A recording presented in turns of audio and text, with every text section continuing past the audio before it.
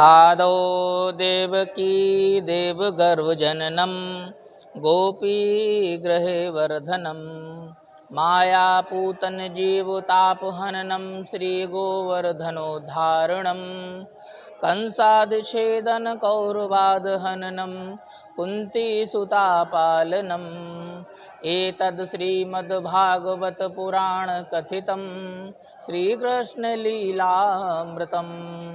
ओम नमो भगवते वासुदेवाय। ओम नमो भगवते वासुदेवाय।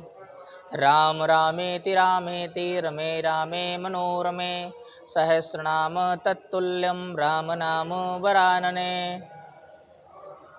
अपराध सहस्रभाजनं पतितं भीम भवाणवोदरे अगतिं शरणागतं हरे कृपया केवलमात्मसात् कुरु।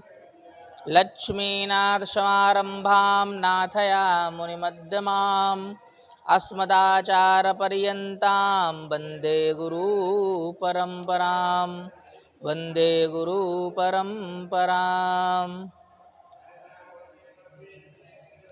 श्रीमन्नारायण नारायण नारायण भजमन्नारायण नारायण नारायण श्रीमन्नारायण नारायण नारायण भजमन्नारायण नारायण नारायण।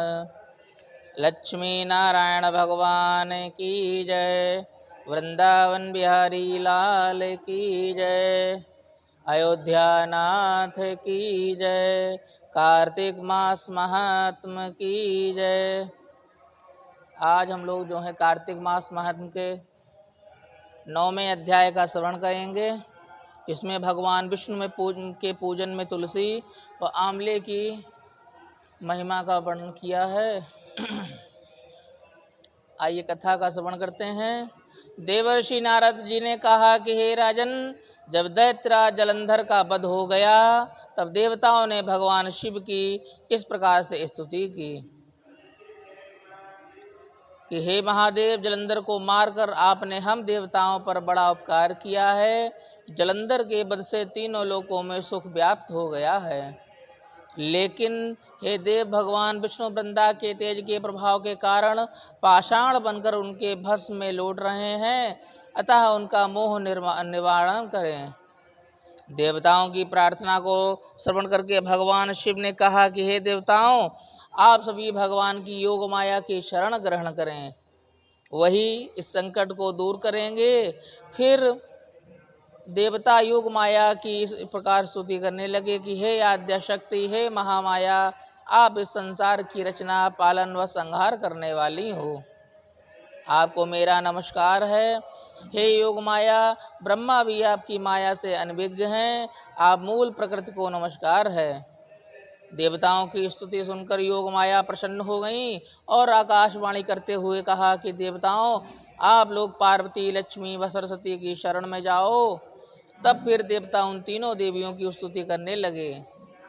उनकी स्तुति करते करते नाना प्रकार से स्तुति करने लगे।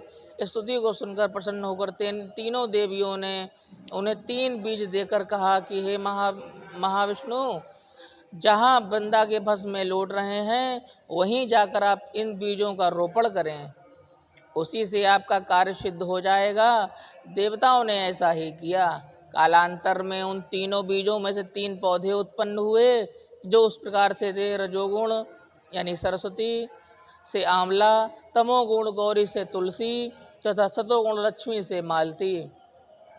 हे राजन, लक्ष्मी जी ने ईर्ष्या पूर्वक ये बीज दिया था, अतः विष्णु के पूजन में मालती का पुष्प नहीं चढ़ता, लेकिन उन्हें आंवला व तुलसी परम प्रिय है।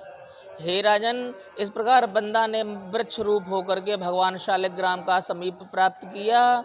यही कारण है कि कार्तिक मास में शालिग्राम का पूजन तुलसी की जड़ में किया जाता है।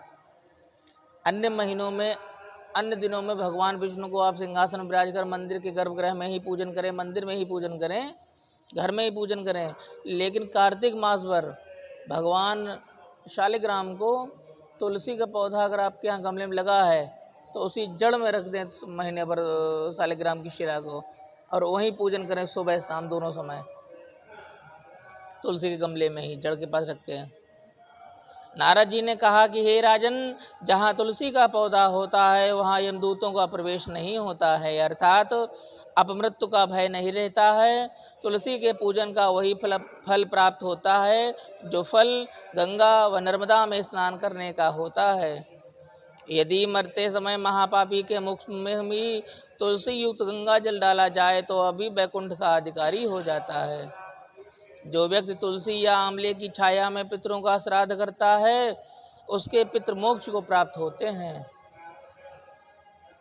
इसी प्रकार हे राजन, जो व्यक्ति मंजरी युक्त तुलसी दल और आंवला मुख में रखता है उस पर भगवान विष्णु की कृपा सदैव बनी रहती है। जो व्यक्ति कार्तिक मास में आंवले की पेड़ की छाया में विप्रों व संतों को भोजन कराता है, ब्राह्मणों संतों को भोजन कराता है एवं स्वयं भी भोजन प्रसाद रूप में ग्रहण करता है और रुद्राक्ष की माला ओम नमो भगवते वासुदेवाय मंत्र का जाप करता है, उसे धर्म अर्थ काम मोक्ष की प्राप्ति अवश्य होती है। हे राजन, तुलसी व आंवले की महिमा का वर्णन तो स्वयं ब्रह्मा जी भी नहीं कर सकते। जो कोई भी तुलसी आंवले की महिमा संबंधित यह कथा श्रद्धा भक्ति से पढ़ता है, सुनता है तथा समय पर उसे अंततः उसे अंततोगत्वा उसे अंतिम समय मोक्ष की प्राप्ति होती है, अर्थात वैकुंठ में वास अवश्य प्राप्त होता है, इसमें तनिक भी संदेह नहीं है। इसी प्रकार से 9वें अध्याय की कथा का जो है सार बस इतना है कि तुलसी और शालिग्राम की पूजा कार्तिक मास में विशेष रूप से करनी चाहिए। जो भक्त नहीं करते हैं उनको भी इस कार्तिक मास में भगवान शालिग्राम की माता तुलसी की पूजा अवश्य करनी चाहिए। तथा यहीं संपन्न होती है। तो लक्ष्मी नारायण भगवान की जय, वृंदावन बिहारी लाल की जय, कार्तिक मास महात्म की जय। जय जय श्री